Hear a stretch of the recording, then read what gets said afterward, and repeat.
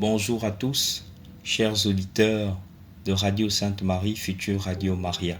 Je suis l'abbé Virgile et j'aimerais méditer avec vous sur le péché.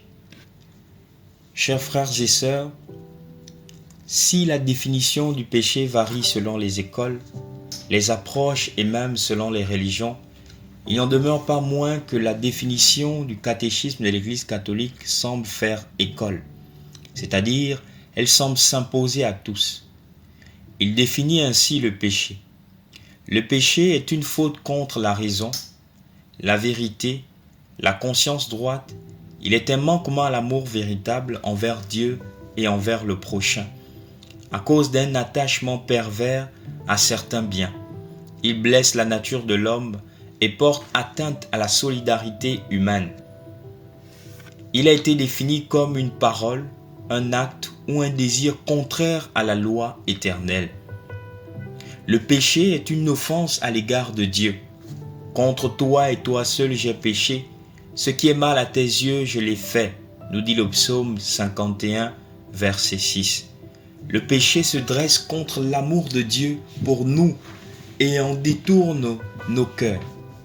Comme le péché premier, il est une désobéissance, une révolte contre Dieu par la volonté de devenir comme des dieux, connaissant et déterminant le bien et le mal. Le péché est ainsi amour de soi jusqu'au mépris de Dieu.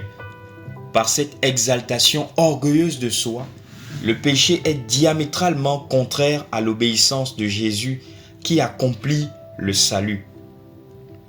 Nous pouvons dire, sinon nous pouvons nous résumer ainsi, le péché est un acte qui atteint Dieu parce qu'il va dans le sens contraire de la création.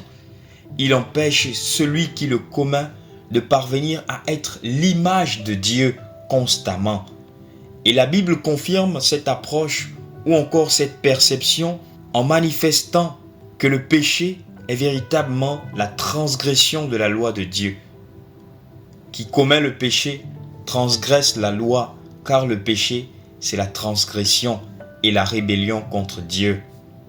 En somme, le péché se caractérise par le fait de poser un acte, dire ou même avoir l'intention d'agir contrairement à l'ordre établi par Dieu ou la sainte volonté du Créateur. Et ces conséquences se trouvent d'abord dans notre relation à Dieu, ensuite envers les autres et enfin envers soi et même envers la nature. En clair, tout acte qui est contraire à la volonté de Dieu nous éloigne de lui, nous sépare de nos frères et immisce en nous une blessure.